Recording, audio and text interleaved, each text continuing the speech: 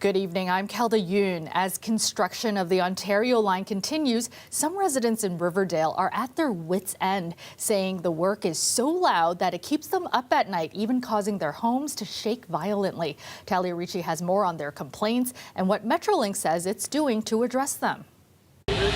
Sorry, they're driving me f***ing crazy. It's so loud. I know, and they're shaking the friggin' house. Residents on this Riverdale street have been documenting what they say is unbearable construction. Okay, no sleeping tonight. I'll come out here, and they're just pounding in a buzzsaw. It was 1:25 in the morning. My house is rumbling, my picture frames have all moved, my glass is moving, and we haven't had any sleep. The construction is for the Ontario line, a new 15.6-kilometer subway line that will run from Exhibition Place through downtown to the Ontario Science Centre. Metrolink says it's the largest transit expansion in Canadian history. But these residents say their health and their homes are not being taken into consideration. I'm afraid in the middle of the night with this going on that the roof and the drywall is going to cave in. I work from home. I'm woken up during the night. My sleep patterns are like bonkers. My house was shaking so violently last week that a piece of my artwork fell off the wall, and I'm having it reframed right now. In a statement, Metrolink says that it recognizes that construction of this magnitude can be disruptive and that they're always looking into ways to mitigate these challenges for residents. Adding to reduce impacts of Ontario line construction in this area, it's installing noise barriers between roughly Eastern Avenue and east of Pape Avenue. New retaining walls are also being installed on the rail corridor. Now, I support transit, but how that's being navigated by Metrolinks with their community liaison people in addressing immediate concerns that we're having, they're very patronizing. It's very well scripted and very, very dismissive of what everybody's experiencing. When it comes to concerns around property damage, Metrolink says it's offering to conduct structural assessments where any potential damage is carefully documented and says they'll make repairs if there's any damage due to construction. It says it has several noise and vibration monitors in place to ensure that construction impacts stay within acceptable levels. But residents living through it say it's far from acceptable. And we're just at my wit's end. I'm actually in the process of arranging to have a structural engineer come in at this point because my house is shaking violently. It's well over 100 years old. She says if Metrolinks doesn't address needed repairs, she's prepared to take legal action. Talia Ricci, CBC News, Toronto. The province's agreement to allow alcohol to be sold in convenience stores will also allow the beer store to sell more than beer. The outlets will be allowed to sell lottery tickets come September, and that has some convenience store owners now concerned the new plans could ultimately hurt their business. Brittany Billette has more. Many corner stores probably thought they were winning big when the province expanded booze sales. This convenience store owner says he was looking forward to it, but now he's disappointed he might have to share lottery ticket revenue with the beer store, calling it unfair. I'm not technically happy with that part because they have their own business supported by the government. And now we don't have that support, which is government trying to do that support. But one way they are taking like a lottery sales from us. A spokesperson for the beer store told CBC Radio Canada that it wouldn't confirm whether the beer store was in talks with the Ontario Lottery and Gaming Corporation, but they pointed to the agreement announced a few weeks ago. It reads in part, the province shall not prohibit the beer store from selling any other product, including lottery tickets, provided, however, that the beer store shall not be permitted to sell other categories of alcoholic beverages, cannabis products, or tobacco products. The province says this will offer the beer store further opportunities and give it new abilities to grow its business. The beer store would still have to go through the same process as all other lottery retailers. Ford adopted an accelerated plan to get beer and wine into convenience stores 16 months ahead of schedule. That will cost Ontario taxpayers at least $225 million. According to the LCBO, the lottery ticket clause would also apply to its stores. In a statement to CBC News, it said, It is our understanding that there is nothing in the regulation that prevents us from selling some additional items at the LCBO, although at this time there are no plans to do so. The NDP's provincial finance critic says Ford's agreement doesn't align with mom-and-pop shops or people's major concerns. Once again, misplaced priorities when 2.4 million Ontarians don't have a doctor. Why did this take precedence over the pressing issues of housing, healthcare, and education? So this is a premier who really has his own agenda. Ford first pledged to expand alcohol sales during the 2018 election. 6 years later, he's making good on that promise. Starting on September 4th, convenience stores and gas stations will be able to sell low-alcohol beverages to its customers. Brittany Billette, CBC News, Toronto. The Toronto District School Board says it is investigating after it experienced a cyber attack. The TDSB issuing an email to parents today warning that an unauthorized third party gained access to one of its digital platforms. As Tyler Cheese reports, while it's still unclear if personal information was compromised, the incident has raised concerns over the school board's online security. It sounds like this was a limited attack, right? So that's good in a sense. It wasn't the whole system. The Toronto District School Board has alerted parents that it's experienced a cyber attack. Fortunately, that attack occurred on a testing environment separate from the server the board keeps most of its important data. Still, some parents are concerned. These kids all have devices, school-issued devices, Chromebooks. They all have cameras. So it's like, we don't know who's in the system, what might be going on. Who might be controlling things remotely. On top of privacy issues, she's also concerned a more serious attack could interrupt her children's learning. They don't have books, they don't have materials, like it's there's no sort of backup plan to that system. So the potential for learning loss is my big concern. The school board says it's notified police and is working with third-party experts to assess the incident. It's also notified the Information and Privacy Commissioner of Ontario, which is something they might do if they think that there's data which creates what they call a real risk of significant harm to anybody, right? It could be something like a social insurance number, maybe name, email address, date of birth. There's a wide range of what that is. But if there's some exposure like that, they have an obligation to contact the privacy commissioner. However, he says a testing environment like the one attacked may not have had the kind of information hackers are looking for. Often companies and organizations will use what we call synthetic data they make up, but sometimes there'll be real data that's been copied over. And so the extent of that data exposure, we don't know. TDSB says it will let people know if any of their personal information was impacted in the incident. This attack, while seemingly minor, has some looking to the future. It seems like it should be a wake-up call. She hopes the school board is receiving enough funding to invest in preventative measures. Tyler Cheese, CBC News, Toronto. An advocacy group's attempt to put the brakes on the Ford government's plan to redevelop Ontario Place has failed at the province's Superior Court of Justice. Alicia Chiasson has the details from Ontario Place. This was a win for the province. An injunction to force an environmental assessment on the West Island of Ontario Place was quashed by a panel of judges. It was brought by Ontario Place for All, an advocacy organization that wants to keep Ontario Place public. They've battled the Ford government every step of the way on this project, and this was the latest step to try to stop the province's plans to redevelop the site, which includes a privately owned mega spa. And as you can see with the construction happening here, it didn't work. And that's because of some savvy politicking back in the fall. The province passed a law just in time that would exempt them from needing such an environmental assessment, and so the courts ruled in their favor. I spoke with Norm DiPasquale, the head of Ontario Place for All, for reaction and to get a sense on where their advocacy goes from here. I mean, we're really disappointed that the court decided to quash our action. It was based on the Ontario government introducing a bill, maybe a week or two after our legal action, that stripped all rights and protections from Ontario Place, which we feel is extremely undemocratic and sets a terrible precedent for the future of our Ontario public institutions. So I want to get a sense of where maybe the fight goes from here. Yeah, so there's another lawsuit from a different group called Ontario Place Protectors, who are really rightfully challenging that bill, which, they've said it's against the public interest and is unconstitutional, and I would tend to agree with that.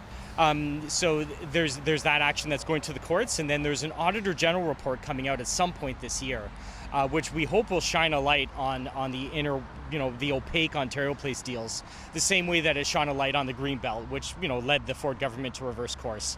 I'd also add that it looks like we might get an early election, and this might be a time for Ontario voters to stand up and say enough with the taxpayer boondoggles.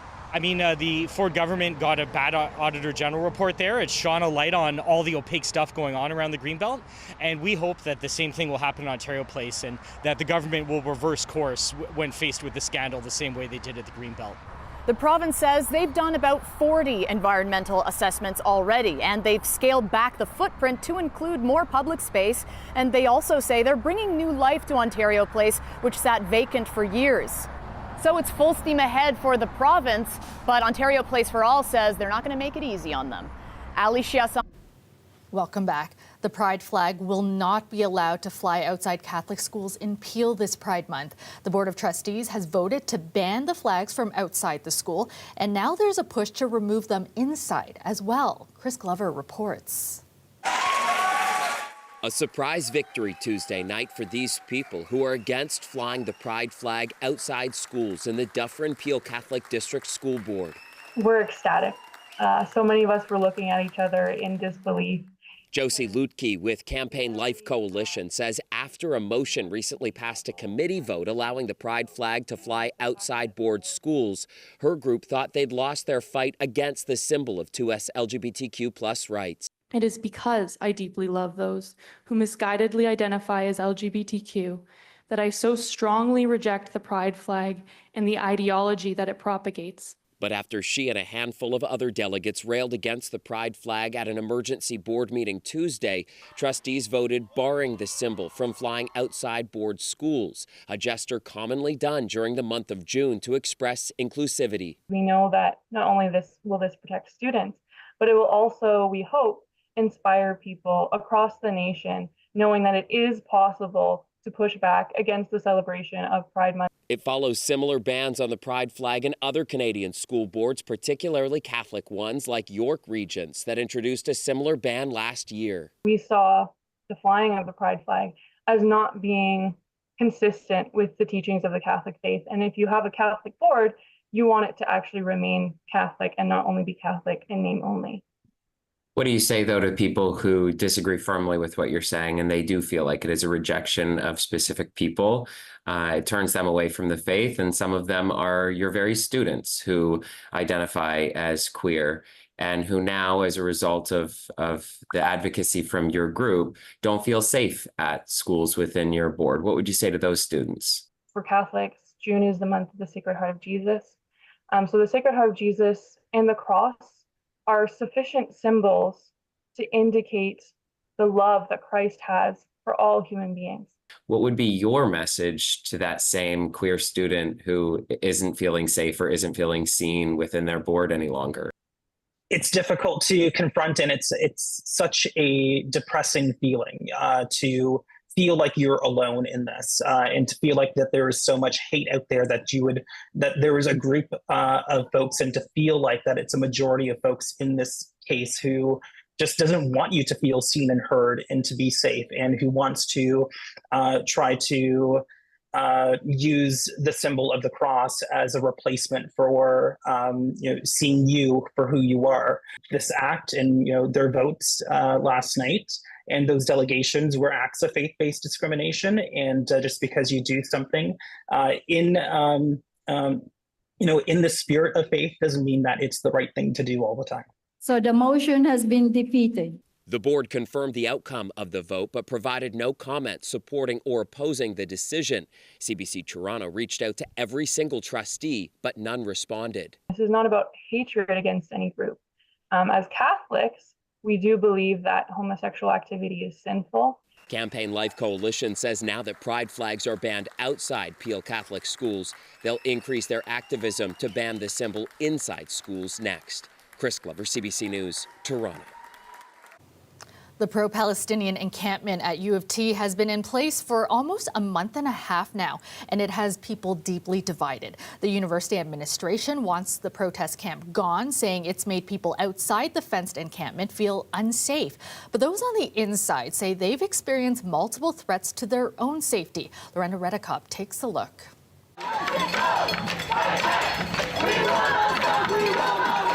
Since day one, the U of T encampment has united supporters and angered others. This sign acknowledging they know not everyone agrees with them. The activists say some of their critics have gone way too far. One example, this video posted to social media, a counter-protester just outside the encampment fence. Followed by this interaction. Oh, you don't want that girl. Come over here. She's seen speaking with a special constable and a Toronto police officer. One protester who was there says the woman was briefly talked to, then returned around 15 minutes later, seen in a second video. I say colonize Canada first. Everybody go back to where they started. Toronto police put out a release a week and a half later, looking for more details. They don't take these concerns seriously until there is absolute pressure to do it, and then they do it for performative reasons, for reasons to maintain a good image in the eye of the public. Another incident? You guys never need health care from U of T. Online, many identify the woman as a doctor, working at the university and also Unity Health. Both employers say they're looking into it, but don't confirm her name. The College of Physicians and Surgeons says it's aware of the incident, but due to confidentiality, won't confirm whether they're investigating or if they've had complaints. Ethically and legally inexcusable. As someone who has personally received care from this particular doctor, I no longer feel safe in that relationship. The protesters say they haven't captured everything on video, but that a few weeks ago they discovered a razor blade inside a food donation, a box of granola bars. It was pointed upwards. It was discreetly hidden in a way that you wouldn't have seen it when you were unpacking the box. It's only when you reach down and put your hand into the box that you get cut. Unfortunately, we were rushing around that day and, very hectic, so we didn't stop. We didn't take a picture of it, unfortunately, but I was present, and, it is really scary for it to happen. But encampment policy, they don't go to either police or campus authorities. We live by the principle that we keep ourselves safe. We cannot trust the police to do a good job keeping us safe, since they are, there is an intention for them to clear us eventually. That clearing could be coming soon. The university's injunction application will be heard next week. It argues those outside the camp have serious concerns, reporting violence, harmful speech, and health and safety concerns. Lorenda Redicomp, CBC News, Toronto. A Vancouver police officer made a stop in Toronto today along his cross-country solo bike ride. He kicked off the 7,000-kilometer trek on May 7th to raise funds for cancer research. Just seeing the support, the people that showed up this morning, my fellow riders with me from different cycling groups, other Cops for Cancer teams, it's been nothing short of just absolutely amazing, and I just want to say thank you very much. Toronto's police chief welcomed Sergeant Dane Campbell at TPS headquarters this afternoon. Members from Toronto, Peel and Durham Police Services rode with Campbell through the city. His teenage daughter was diagnosed with a rare form of cancer last year, compelling him to go on a solo, self-funded ride across Canada. So far, he has raised more than $46,000, getting close to his $50,000 target. Toronto Police and other associations donated $1,500 to his campaign. Campbell has only had one rest day so far. His goal is to complete the ride in under 60 days. All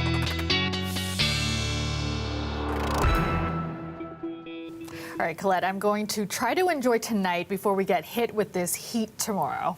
Yeah, I think that's an excellent idea in terms of what we have left to have these quiet conditions. And then it's the heat and the humidity coming at us as well through Thursday. From earlier this afternoon, a look at some of the figures. Very comfortable for parts of the GTA, certainly in Eastern Ontario. Kind of a different story. Southwestern Ontario, Windsor, 28 degrees. The humidity building. That happens even more, though, as we move into tomorrow and also as those winds become stronger from the southwest. So we get into a situation where we'll have that buoyant air in place because of the higher dew points and more moisture content to the air molecules, plus a cold front that will be coming in, providing some extra lift. So with that risk of severe weather, that potential for those thunderstorms is higher into the region I have here in orange, so into cottage country there through the lee of Lake Huron, Georgian Bay, and over into eastern Ontario, but still a chance of even isolated severe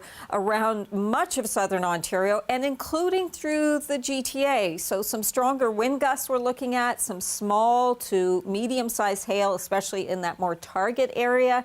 So with the winds, we could get into some power outages and that kind of thing. And you have to look out for heavy downpours, lightning strikes, plus the risk of some isolated tornadoes. So that's all tomorrow later in the day, more so in the afternoon and evening hours. It doesn't mean we won't have a few isolated storms bubbling up prior to that, but they get more organized along that cold front as we get into the later afternoon hours through the Bruce Peninsula here. And then this is 6 p.m. As we're rolling this through to 7, 8 o'clock, you can see that line then coming into the city and stretching back through London all the way back towards southwestern Ontario there. So some active conditions later on in the day. Be aware of that, as it will be the kind of weather that I know drive many of us out to walks and to the patios when it gets hot and humid. It starts feeling really summer-like.